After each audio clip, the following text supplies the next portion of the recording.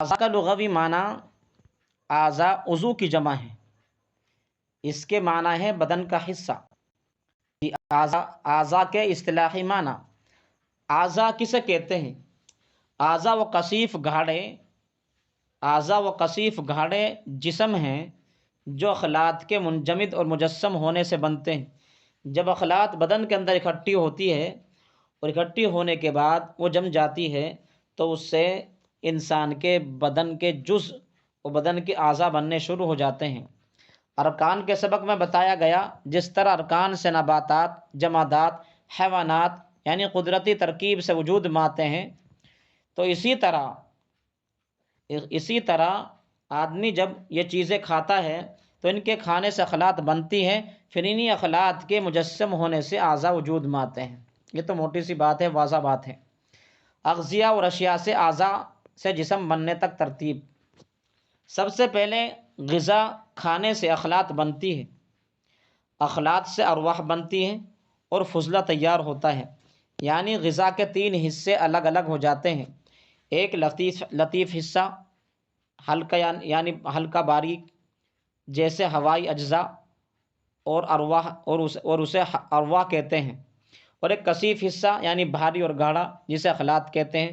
پھر دونوں حصے یوں ہی باقی نہیں رہتے بلکہ کثیف حصہ جسم کے دوڑتے ہوئے خون میں چلا جاتا ہے، جس سے خلیات وجود میں ہیں تو انسانی زندگی کی طرح خود ایک زندگی کے حامل ہوتے ہیں، جیسے تغذیہ، تصفیہ، تنقیہ وغیرہ، اور ارواح اپنے اپنے متعلقہ عضو تک چلی جاتی ہیں۔ جی تو اس میں تین چیزیں آئی ہیں، اس میں تین چیزیں آئی ہیں۔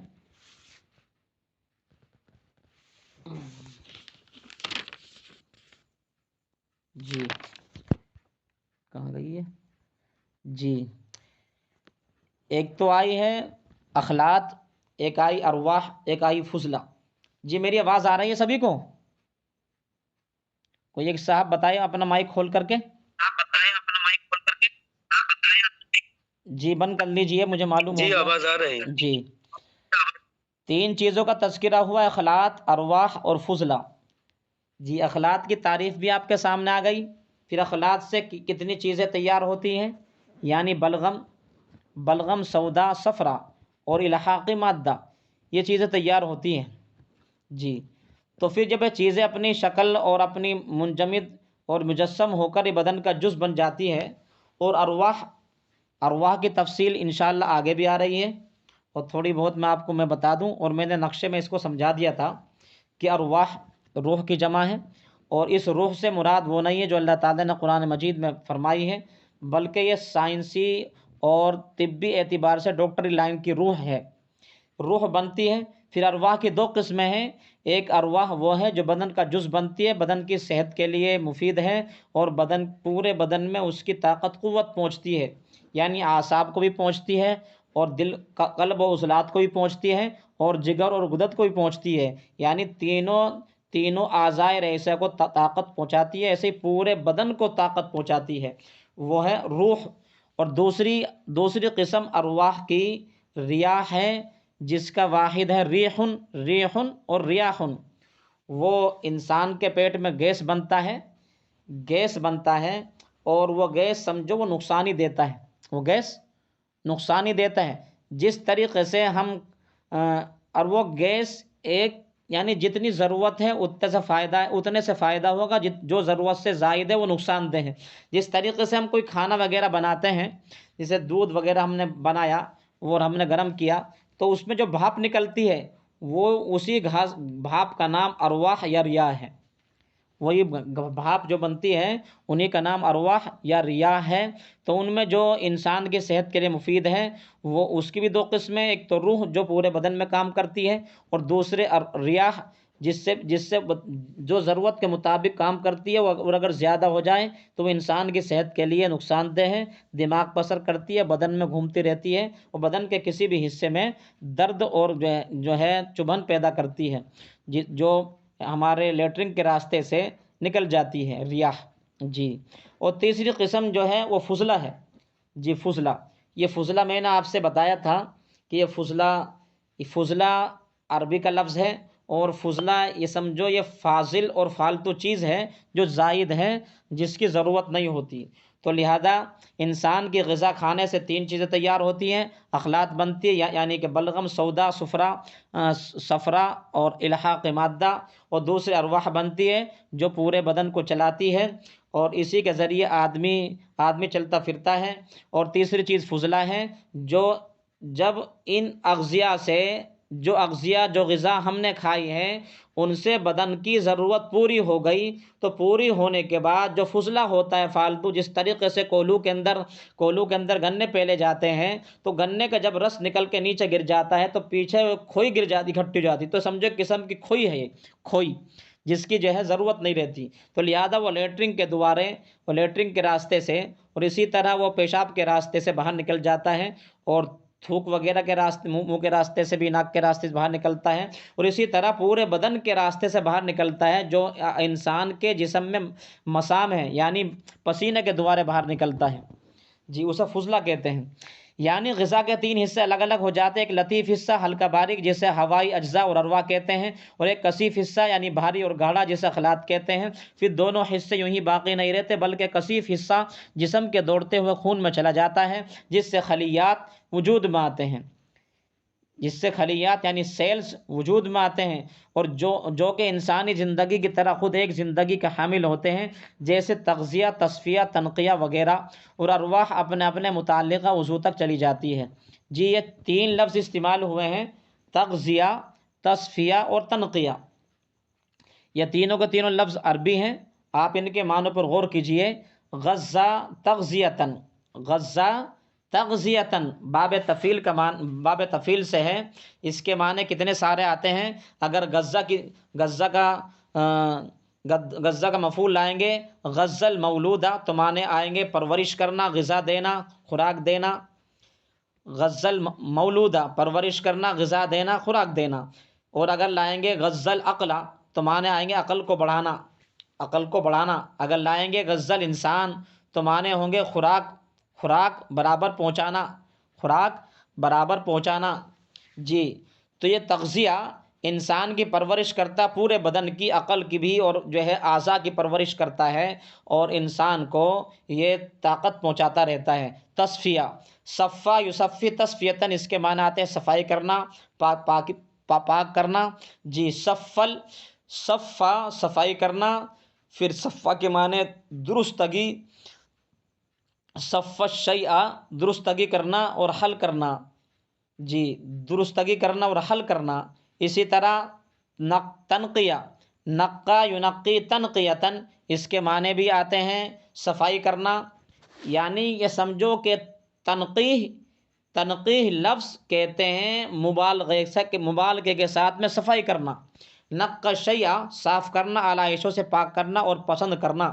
جی اب یہ تینوں کی میں نے جو ہے جیسا کہ میں نے سمجھ پایا ہوں اس کی تفصیل کر دی میں نے۔ جی واضح ہو کہ چار قسم کے خلاط سے چار قسم کے الگ الگ خلیات بنتے ہیں۔ خلط بلغم سے اعصابی خلیہ بنتا ہے، اور خلط سودا سے لحمی وعضلاتی خلیہ بنتے ہیں، اور خلق الحاقی سے عظمی اور الحاقی خلیہ بنتے ہیں، اور خلط صفرا سے گدی خلیے بنتے ہیں۔ جی خلیے کیا چیز ہیں؟ یہ خلیے بہت دن سے خلیہ چل رہا ہے، خلیہ چل رہا ہے، یہ ہے کیا چیز، یہ کیا بلا ہے؟ سمجھ میں ویسے میرے بھی ابھی تک نہیں آئی، لیکن جہاں تک میں سمجھا ہوں میں آپ کو سمجھا دینا چاہتا ہوں۔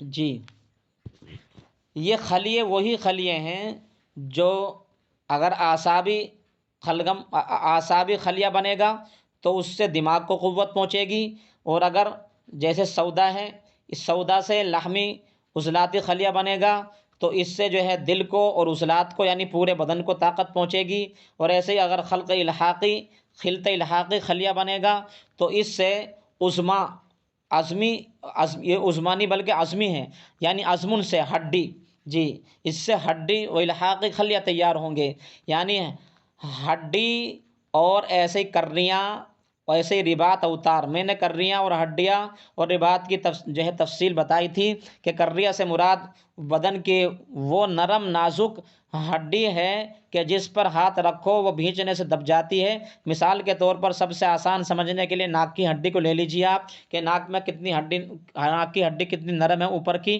ناک کی نرم ہڈی تک پانی پہنچانا غسل کے اندر فرض ہوتا ہے اگر آدمی پہ غسل فرض ہو۔ یہ ناک کی نرم ہڈی اسی کا نام کرری ہے، یعنی یہ بھینچنے سے موڑنے سے مڑ جاتی ہے، بھینچنے سے موڑنے سے مڑ جاتی ہے۔ اور گلے کے اندر بھی یہی ہڈیاں استعمال ہوتی ہیں۔ جی میں نے اس کی تفصیل پچھلے سبق میں تکرار میں بتائی تھی۔ جی بہرحال تو خلط الحاقی سے عظمی اور الحاقی خلیے تیار ہوتے ہیں، اور اسی طریقے سے خلط صفرا سے گدی خلیے تیار ہوتے ہیں۔ وہ خلیہ کی میں نے بتایا کہ خلیے جتنے بھی خلیہ ہوتے ہیں، یہ خلیہ ہوتے ہیں، یہ سب کے سب اپنے اپنے مرکز کو طاقت قوت پہنچاتے ہیں۔ جی پھر ہر خلیہ کا اپنی قسم کے خلیہ کے ملنے سے انسجہ وجود میں آتے ہیں۔ جی انسجہ وجود میں آتے ہیں۔ انسجہ ٹیشوز، اس کی جو ہے وہ انگلش ہے ٹیشوز۔ یہ انسجہ کیا ہے؟ انسجہ بھی اصل میں یہ انسجہ بھی جی انسجہ بھی یہ انہی کا نام ہے۔ جی انسجہ بھی یہ اعضاء ہی کا نام ہے۔ وہ جی انسجہ بھی انہی کا نام ہے مفرد اعضاء کا، یعنی دماغ، جگر، قلب و جگر اور غدد و عضلات وغیرہ، انہی کا نام انسجہ بھی ہے۔ لیکن اس کے جو ہے تھوڑا الگ بیان کیا گیا، کچھ نہ کچھ الگ بیان کرنے کا فائدہ تو ضرور ہوگا۔ پھر ہر خلیے کا اپنی قسم کی خلیے کے ملنے سے انسجہ وجود میں آتے ہیں۔ انسجہ کا مفرد ہے نسیج، جن کے نام بھی خلیات کے مثل ہی ہیں۔ پھر انہی انسجہ کے ملنے سے اعضاء وجود میں آتے ہیں۔ یعنی جو انسجہ بدن کے اندر پہلے سے موجود رہتے ہیں وہ انسجہ، اور جو خوراک ہم نے کھائی ہے، جس خوراک سے انسجہ تیار ہوا، تو وہ انسجے دونوں بدن کے والا اور باہر سے جو تیار ہو کر آیا وہ دونوں ایک ساتھ ملتے ہیں، تو ان کے ایک ساتھ ملنے سے اعضاء وجود میں آتے ہیں۔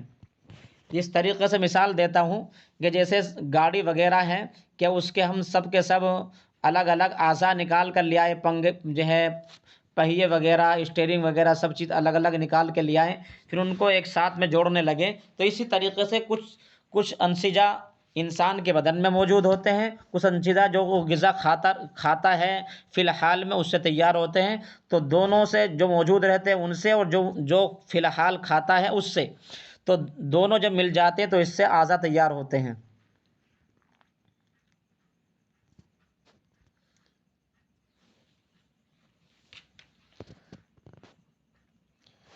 کتنا ٹائم ہو گیا دیکھنا اس سے چلتے ہوئے اپنے موبائل میں، ٹائم معلوم ہے کتنا ہو رہا؟